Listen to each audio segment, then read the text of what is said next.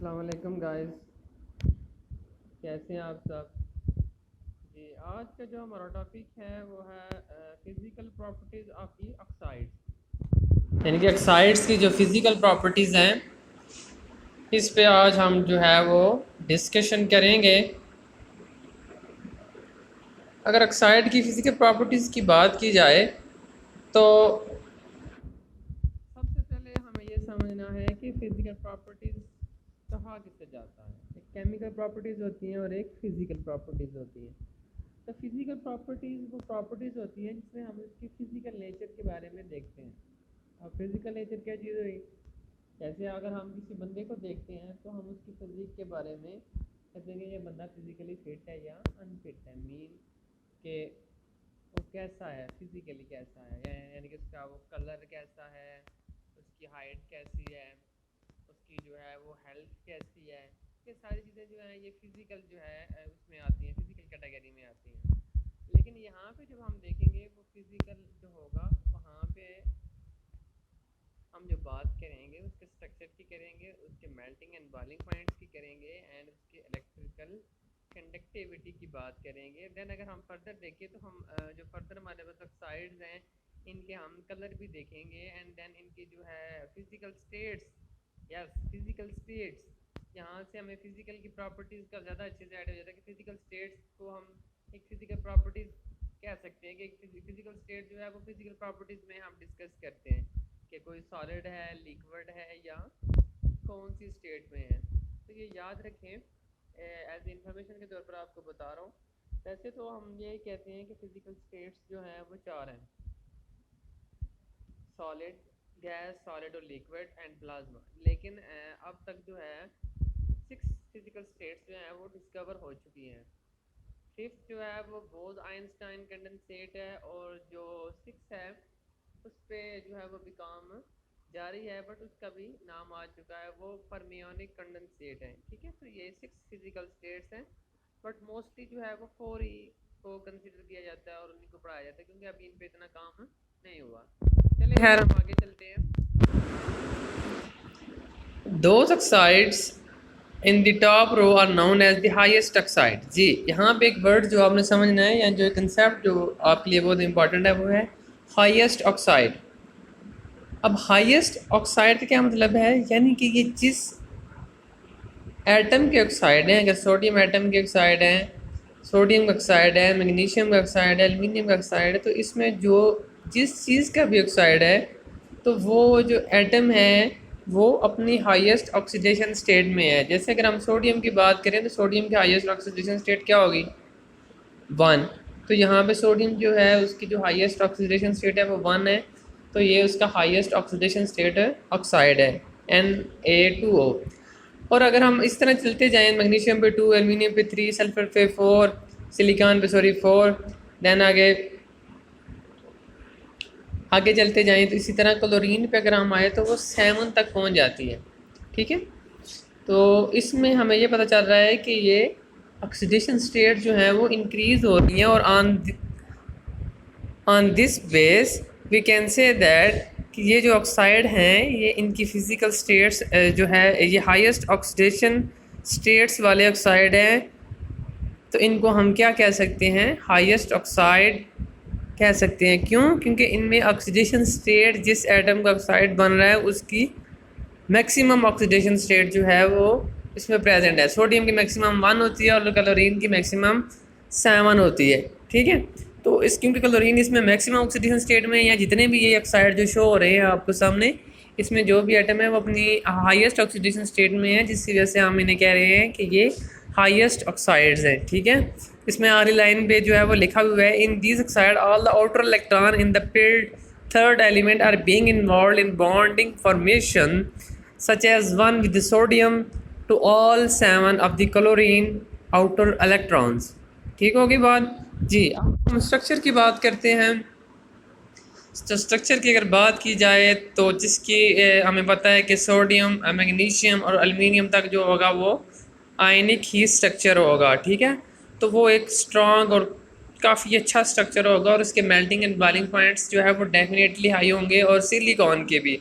क्योंकि ये मैंने पहले भी आपको प्रीवियस वीडियो में बताया था कि सिलिकॉन जो है समझे कार्बन की तरह का है, ऑल दो इनमें डिफरेंस है, लेकिन इनके जो जॉइंट स्ट्रक्चर होते हैं बड़े बड़े, जिस तरह उसका डायमंड है, इसका सिलिकॉन जो डाइऑक्साइड है, एक बहुत बड़े जॉइंट स्ट्रक्चर होते हैं,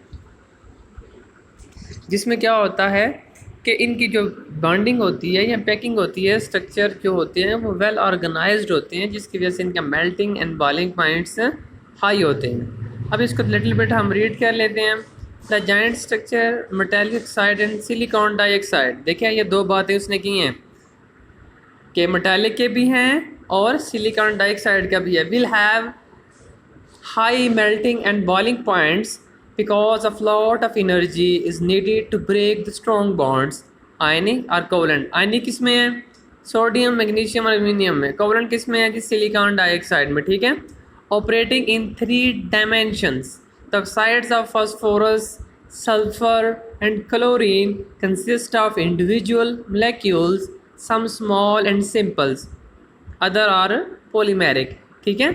तो ये कह रहा है कि जो ऑक्साइड हैं फास्फोरस के, सल्फ़र के और क्लोरीन के, ये क्या हैं? ये इंडिविजुअल मालिक्यूल हैं, यानी कि इनमें उस तरह का बड़े बड़े, जैसे ये नीचे 3.7 डायग्राम शो हो रही है आपको, इस तरह बड़े बड़े जॉइंट स्ट्रक्चर जो हैं इनमें नहीं होते। वैसे बता रहा हूँ, ये एक्चुअली उसकी एग्जाम्पल नहीं है। मतलब जिस तरह आपको देखा होगा आपने डायमंड का स्ट्रक्चर देखा होगा, या इसका सिलिकॉन डाइऑक्साइड का स्ट्रक्चर आप नेट से भी देख सकते हो, अभी चेक कर सकते हो। तो एक बड़े जायंट स्ट्रक्चर से होते हैं, तो इनके उस तरह नहीं होते, जिसकी वजह से इनके मेल्टिंग एंड बॉइलिंग पॉइंट्स कम होते हैं। और अदर इसमें लिखा हुआ है अदर आर पॉलीमेरिक, मतलब उसमें लिमिटेड नंबर ऑफ पॉलीमर्स जो होते हैं, यानी कि रिपीटिंग यूनिट होते हैं, वो अटैच हुए होते हैं और एक पॉलीमर बना देते हैं। इसमें आप सल्फर की एग्जाम्पल देखोगे S3O9 की, ठीक है, वो आगे एग्जाम्पल आएगी।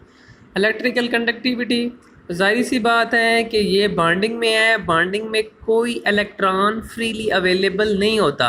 जी मैं दोबारा इस बात को रिपीट कर रहा हूँ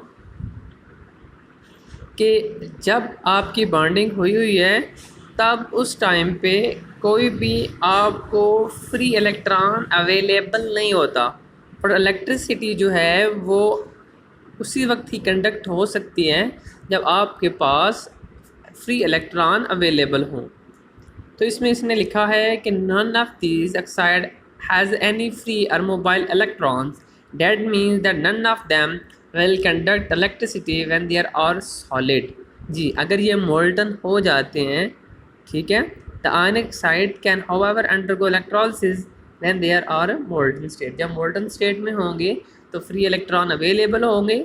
आयनिक की बात कर रहा है, कोवलेंट्स की बात नहीं कर रहा। तो जब अवेलेबल होंगे तो तब इलेक्ट्रिसिटी जो है वो कंडक्ट हो जाएगी। They can conduct electricity because of movement of ions towards the electrodes and the discharge of ions when they get there. Okay जी। मेटालिक ऑक्साइड की अगर हम बात करें, 3 ऑक्साइड इसने डिस्कस किए हैं, सोडियम, मैग्नीशियम, एल्यूमिनियम। जी उसमें आपको स्किप कर गया है, बस एक लाइन उसने बताई है, कोई डिटेल नहीं बताई, हम भी स्किप कर देते हैं इसे। जी आगे ये इनकी डिटेल है। Sodium, magnesium, crystalline silicon has the same structure as diamond. देखें मैंने आपको नंबर ऑफ टाइम्स ये बताया है, अभी कुछ देर पहले भी बताया है कि जैसे आपका डायमंड है वैसे ही सिलिकॉन डाइऑक्साइड का जो है वो स्ट्रक्चर है। To turn it into silicon dioxide, each silicon atom is bridge to neighbour by oxygen atom. मतलब सिलिकॉन से सिलिकॉन डाइऑक्साइड में क्या होता है कि एक SiO2 बनता है, मतलब एक ब्रिज के तौर पे बॉन्ड बनता है, ठीक है, एक ब्रिज बनता है जिसमें क्या होता है वो आपस में इंटरकनेक्टेड हो जाते हैं। बस इसमें आपने और कुछ भी नहीं लिखना, कोई डिटेल नहीं लिखनी, ठीक है, बस एज इट इज़ जो लिखा हुआ है उसको एज इट इज़ आपने लिख लेना है। देन फास्फोरस की अगर बात करें, molecular oxides of phosphorus, sulphur and chlorine oxide. Phosphorus के 2 ऑक्साइड होते हैं, एक फास्फोरस 3 ऑक्साइड है, एक फास्फोरस 5 ऑक्साइड है, ठीक है। तो इन दोनों की केमिस्ट्री भी डिफरेंट है। अब जाहिर सी बात है इनका स्ट्रक्चर भी डिफरेंट है। जब स्ट्रक्चर डिफरेंट होगा then they will have definitely they will have different physical properties, इनकी physical properties भी different होंगी। Phosphorus 3 oxide with a white solid melt at 24 degree Celsius and boil at 173। Specially जो इसकी बात है वो इसका स्ट्रक्चर है। स्ट्रक्चर में वो देख रहे हैं आप, एक टेट्राहेड्रॉन है। टेट्राहेड्रॉन क्या होता है? टेट्रा का मतलब 4 होता है, 4 एटम अटैच है। आप किस शेप में अटैच हैं? This will be in a V shape. चलिए मैं ऊपर से पढ़ लेता हूँ उसे। जी, best work out starting from a P form molecule which is a little tetrahedron. Pull this apart so that you can see, okay, and then replace the bond by new bonds linking the phosphorus atom by oxygen atoms. These will be V-shaped. The phosphorus is using only 3 of its outer electron. Yes, only 3 of its outer electron. याद रखें, phosphorus जो है वो trivalent भी है और pentavalent भी है, ठीक है, ये याद रखना है आपने। The phosphorus is using only 3 of its outer electron, that is 3 unpaired electron, to form bond with oxygen. Oxygen के साथ वो बॉन्डिंग कर लेता है और P4 मॉलिक्यूल बनाता है, ठीक है। इसमें P5 में क्या है, अब बॉन्डिंग थोड़ा डिफरेंट है, स्ट्रक्चर थोड़ा डिफरेंट है। Due to the change in structure this oxide of sulphur has different physical properties. White solid है, ये सुब्लिमेट कर जाता है 300 डिग्री सेल्सियस पे। In the case of phosphorus use all 5 of its outer electron. जी, ये मैंने आपको पहले बताया, ये फास्फोरस की बहुत ही इंपॉर्टेंट प्रॉपर्टी है। नाइट्रोजन और फास्फोरस की ये बहुत इंपॉर्टेंट प्रॉपर्टीज़ है, लेकिन यहाँ पे सिर्फ फास्फोरस की बात हो रही है तो हम नाइट्रोजन की तरफ नहीं जाएंगे। वो ट्राईवेलेंट भी होते हैं और पेंटावेलेंट भी होते हैं, ठीक है। इनके 3 बॉन्ड, अब ये ट्राईवेलेंट या पेंटावेलेंट का मतलब ये है कि वो 3 बॉन्ड भी बना सकते हैं और 5 बॉन्ड भी बना सकते हैं, ठीक है जी। इसमें स्ट्रक्चर में क्या है? स्ट्रक्चर में ये है, this is most common easily drawn, okay, starting from P4O6 the outer 4 oxygen are attach to the 4 phosphorus atom by double bond. यानी कि जो 4 आउटर ऑक्सीजन है, ये मैं इसको थोड़ा जूम कर रहा हूँ, ये 1 2 3, ये 3 ये हैं और एक जो है वो दूसरी साइड पे शो हो रहा है। 3 लेफ़्ट साइड पे हैं और एक राइट साइड पे मेरे अकॉर्डिंग ये बन रहा है, ठीक है। तो ये जो हैं ये क्या कर रहे हैं, ये डबली बॉन्डेड हैं, ठीक है, ये डबली बॉन्डेड हैं। बाकी जो है वो सिंगली बॉन्डेड हैं। जो ऊपर शो हो रहा है वो ये बताएगा कि ये किसी और इस तरह के यूनिट के साथ जो है वो आगे भी अटैच है। बात समझ आई? कंफ्यूज नहीं होना आपने यही स्ट्रक्चर बनाना है। बस ये है कि ये जो स्ट्रक्चर शो किया गया है, ये समझिए एक पॉलीमर है, तो पॉलीमर से एक पीस उठा के यहाँ पे उन्होंने शो कर दिया उसको जूम करके, ठीक है। आगे अगर हम सल्फ़र की बात करते हैं, सल्फ़र ऑक्साइड्स की, तो इसकी थ्योरी पे आ जाते हैं हम। Sulphur oxide has 2 common oxide, sulphur dioxide, yes, and sulphur trioxide, बिल्कुल जी, SO2 एंड SO3। बट इसमें मज़े की बात ये है कि ये जो है ये गैस होने के बजाय ये जो है ये सॉलिड होते हैं। ऐसा क्यों है, देखते हैं इसे। Sulphur dioxide is colourless gas at room temperature with an easily recognised, मतलब इसकी जो स्मेल होती है उससे हम जो है इसको आइडेंटिफाई कर लेते हैं। Consist of simple CSO2 molecule use 4 of its electron, okay, ठीक है। Then best shape of SO2 is due to its lone pair. हाँ जी, इसकी जो बेंड शेप होती है वो इसके लोन पेयर जो प्रेजेंट होता है, लोन पेयर और बॉन्ड पेयर की रिपल्जन की वजह से, ये वेस्पर थ्योरी में आप से पढ़ चुके हैं, ठीक है, जिसमें क्या है कि ये बेंड हो रहा है क्योंकि लोन पेयर और बॉन्ड पेयर की रिपल्जन होती है, और वो जो लोन पेयर है वो ज़्यादा स्पेस लेता है as compare to bond pair, वो दूसरे को रिपेल करते हैं। रिपल्जन की वजह से इसका जो बॉन्ड है वो ऑक्सीजन के साथ स्ट्रेट होने चाहिए थे, लेकिन क्या हो गए हैं, थोड़े बेंड हो गए, यानी कि थोड़े नीचे की तरफ मुड़ गए हैं, ठीक है। सल्फर ट्राइऑक्साइड की अगर हम बात करें, pure sulphur trioxide is a white solid. जी, मैं इसकी बात कर रहा था कि ये गैस नहीं है बल्कि सॉलिड है। क्यों, देखते हैं। With the low melting and boiling point, gaseous sulfur trioxide consists of simple SO3 molecule in which all 6 of sulfur electrons, outer electrons, are involved in bonding. There are various forms of sulfur trioxide.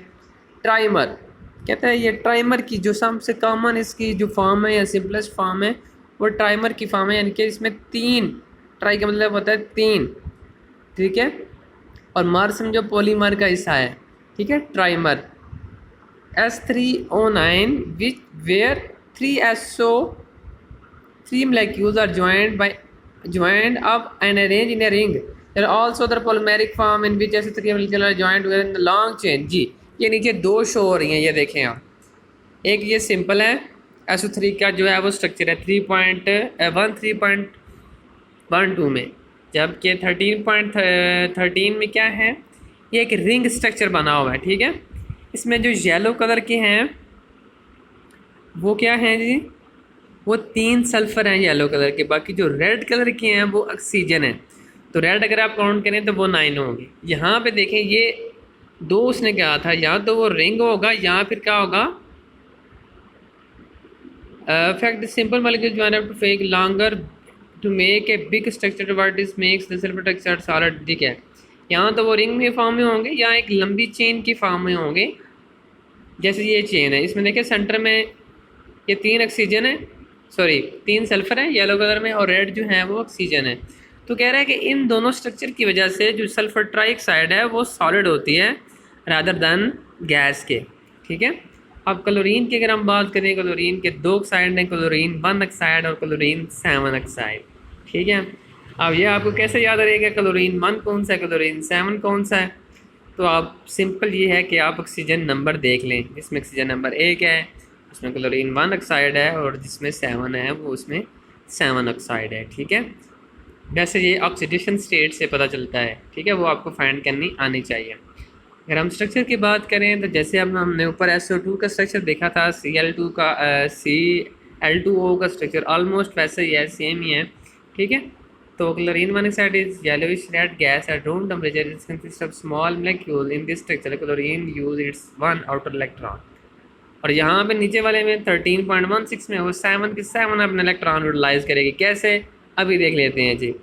देखें एक chlorine है और एक chlorine की surrounding में 4 electron है। अगर जो सेंटर वाला है उसे आप कॉमन ना ले, समझे सिर्फ एक ही क्लोरीन के साथ है, तो एक क्लोरीन ने 3 क्लोरीन के साथ डबल डबल बॉन्ड बनाए हुए हैं, यानी कि 6 बॉन्ड हो गए, और एक ऑक्सीजन के साथ जो कि शेयर है, जो कि कॉमन है, उसके साथ एक बॉन्ड बनाया हुआ है। तो एट अ टाइम इसने 7 बॉन्ड बनाए हुए हैं, यानी कि 7 इलेक्ट्रॉन जो है वो शेयर किए हुए हैं जी। यहाँ तक अगर कोई क्वेश्चन है तो आप कर सकते हैं। देन एसिड बेस बिहेवियर है, ये बहुत ही आसान है। आसान इसलिए है, फॉर एग्जांपल मेरे पास एक बेस जो है वो जो है ऑक्साइड है, लेट्स सपोज Na2O है, या कोई भी ऑक्साइड है, मैं क्या करूँगा, सिंपल मैं उसको 2 वे होते हैं आइडेंटिफाई करने के, बट सिंपल वे जो है ये क्या करें, आप कोई भी आप ऑक्साइड लें, उसको वाटर में डिज़ोल्व करें, वाटर में डिज़ोल्व करने के बाद क्या करें, उसकी pH चेक कर लें pH पेपर से। जैसे ये Na2O है, इसको मैंने वाटर में डिज़ोल्व किया है, दैन सोल्यूशन जो है वो वाटर में मैंने ऐड किया, सोल्यूशन मैंने स्ट्रिप किया है, दैन वो इसको मैंने pH पेपर से चेक किया है, तो वो मेरे पास pH अगर 1 से 6 तक आती है तो वो एसिडिक है, अगर 7 आए तो वो न्यूट्रल है, और अगर 8 से 14 तक आए तो वो बेसिक है। अब उसमें भी स्केल है ना कि वो वीक बेस है या स्ट्रॉन्ग बेस है, ठीक है, वो अलग बात है, लेकिन हम यहाँ भी ये आइडेंटिफाई कर रहे हैं कि वो एसिडिक है या बेसिक है।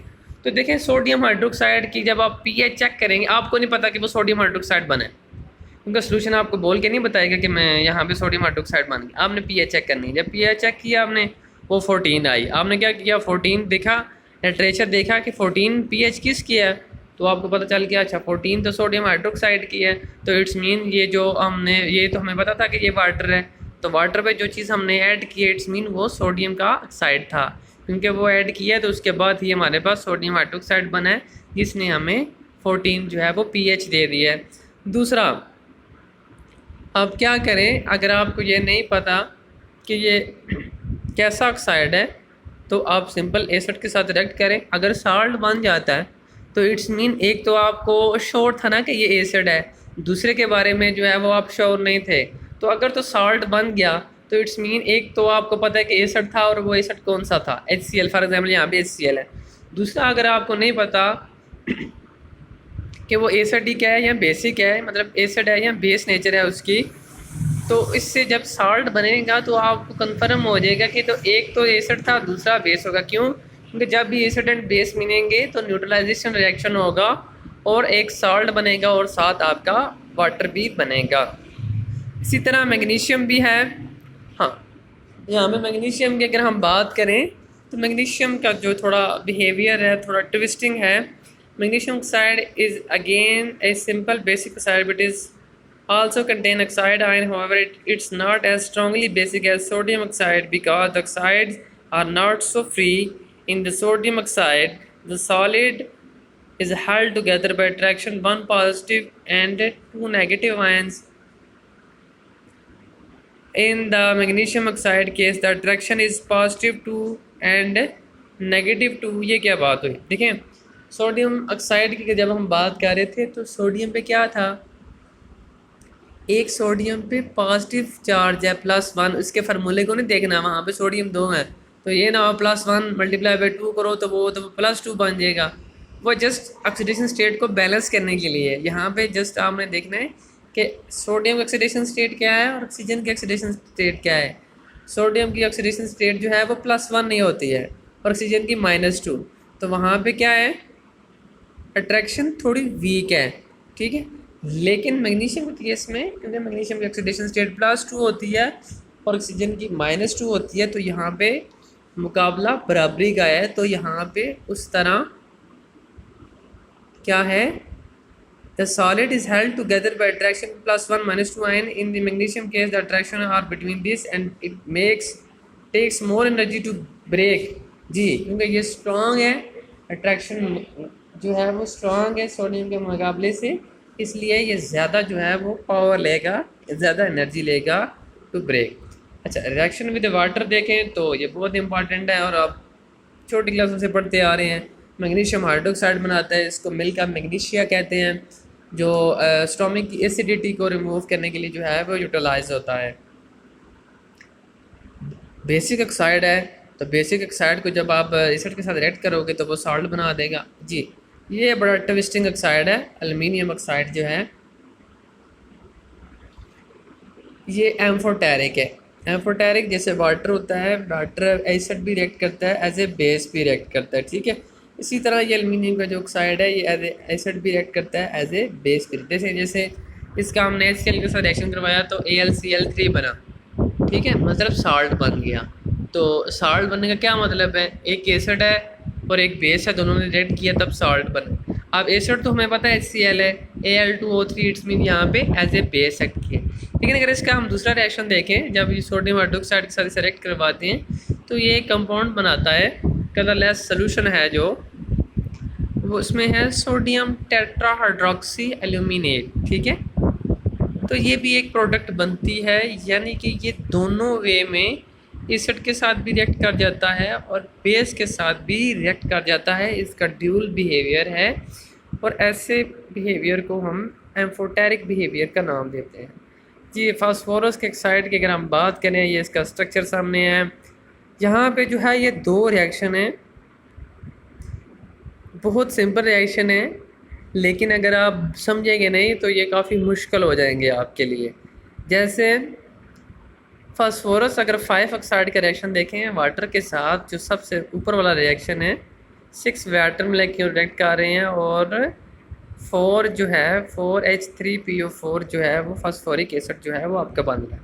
लेकिन ये ऐसे नहीं होता, ये स्टेप बाय स्टेप होता है। नीचे अगर आप देखें तो क्या हो रहा है, सॉल्ट यहाँ जो है वो हम बना रहे हैं नीचे, तो जो सॉल्ट बन रहा है वो क्या करेगा,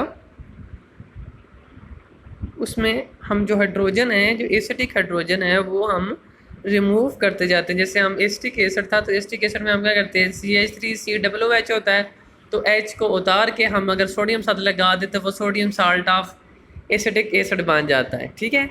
इसी तरह हम यहाँ पे क्या कर रहे हैं, पहले रिएक्शन में देखें H3PO4 है, तो जब आप H3PO4 को रिएक्ट कर रहे हैं तो हमारे पास क्या प्रोडक्ट आ रही है, NaH2PO4, ठीक है, यानी कि हाइड्रोजन उतर रहा है और सोडियम अटैच हो रहा है। जबकि दूसरे पार्ट में इसको H2PO4 लिखना चाहिए था, इसने वही अगेन लिखा हुआ है। बट आप देख लें कि 1 बाय 1 क्या हो रहा है, जो है वो रिप्लेसिंग हो रही है हाइड्रोजन के साथ सोडियम की, ठीक है। ये एंड वाले में जो है ना Na3HPO4 जो है ये गलत है, ठीक है। Na3PO4 आता है और ऊपर वाले में Na2HPO4 वो ठीक है, नीचे वाला गलत है, क्योंकि ये जो आप सबसे एंड वाली इक्वेशन देखेंगे ना इसमें आपकी बात जो है वो क्लियर हो जाएगी। Na3PO4 तो ये sodium salt of phosphoric acid है, ठीक है जी। सल्फ़र की अगर हम बात करें तो सल्फ़र में आपने 3 चीज़ें जो है वो समझनी है। आपकी इन्फॉर्मेशन के लिए है, सल्फ़र डाइऑक्साइड एक होता है सल्फ़ेट, एक होता है सल्फ़ाइड, एक होता है सल्फ़ाइड। मैं दोबारा बोल रहा हूँ, एक होता है सल्फ़ेट SULPHAT सल्फ़ेट, एक होता है SULPHITE सल्फ़ाइड, एक होता है सल्फ़ाइड। 3 चीज़ें हैं। सल्फ़ेट क्या है, जैसे कैल्शियम सल्फ़ेट है, सोडियम सल्फ़ेट है, Na2SO4 CaSO4। अब सल्फ़ाइड कौन सा है, इसमें क्या होगा SO3 यूज़ होगा SO4 की जगह पे। और सल्फ़ाइड क्या है, जिसमें सल्फ़र की जो ऑक्सीडेशन स्टेट है वो -2 होगी, जैसे H2S हाइड्रोजन सल्फ़ाइड जो है, ठीक है। यहाँ पे जो रिएक्शन आप शो कर रहे हैं, जैसे ज़ाहिर सी बात है कि ये आपने पढ़ा हुआ है पहले भी in the formation of sulphuric acid. ये SO2 जो रिएक्ट कर रहा है वाटर के साथ H2SO3 बना रहा है, ठीक है, सल्फ्यूरस एसिड बना रहा है। देन जब ये इसको रिएक्ट करते हैं आप बेस के साथ, तो ये Na2SO3 बना रहा है। ये Na2SO3 जो है ये सोडियम सल्फ़ाइड है, सोडियम सल्फ़ाइड है, सोडियम सल्फ़ेट नहीं है। अगर SO4 होता तो वो सोडियम सल्फ़ेट होता, ठीक है।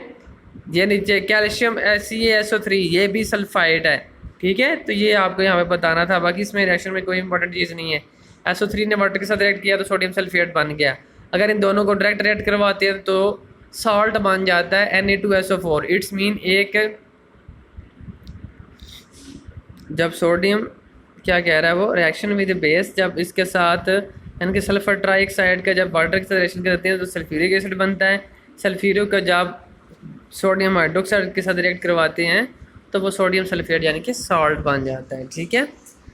आगे क्लोरीन की अगर आप बात करें, ये जो CaO+SO3 है ये सोडियम कैल्शियम सल्फ़ेट बन रहा है, ठीक है। अगर इसकी हम बात करें तो ये तो क्लोरीन का तो ये है ही एसिडिक है, तो ये ठीक है। ये क्लोरिक एसिड बन रहे हैं, पर क्लोरिक एसिड बन रहे हैं।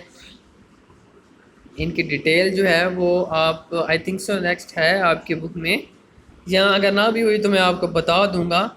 ये बहुत ही इंपॉर्टेंट एसिड हैं, पर क्लोरिक एसिड होते हैं। इसमें अगर हम देखें तो ऐसा कोई बात नहीं है, वो ही प्रीवियस कंसेप्ट है कि आपने क्या करना है कि फाइंड करना है कि एक एसिडिक जो एक चीज़ अननोन है वो एसिडिक है या बेसिक है। यहाँ पे एक जो चीज़ इंपॉर्टेंट है ये Cl2O+ वाटर, ये जो आगे प्रोडक्ट बन रही है वो हाइपोक्लोरस एसिड है। जब ये इसका आप रिएक्ट करवाते हो सोडियम हाइड्रोक्साइड के साथ, that with the sodium hydroxide solution to give solution of sodium chlorate, that is sodium hypochlorite। अब इसका आगे यूज़ क्या है, chlorine 1 oxide also react directly with sodium hydroxide to give the same product. देखिए reactions हैं, reactions तो आपने ये याद करने हैं, ठीक है। इसमें समझने वाली यही बात थी कि आप आइडेंटिफाई कैसे करते हैं और या इनकी जो प्रोडक्ट हैं उनके नाम कैसे दे सकते हैं आप, ठीक है। तो ये जो कि क्विज़ है ये आपने जो है ये करना है, इसी बेस पे होगा सारा। ओके जी, अल्लाह हाफिज़।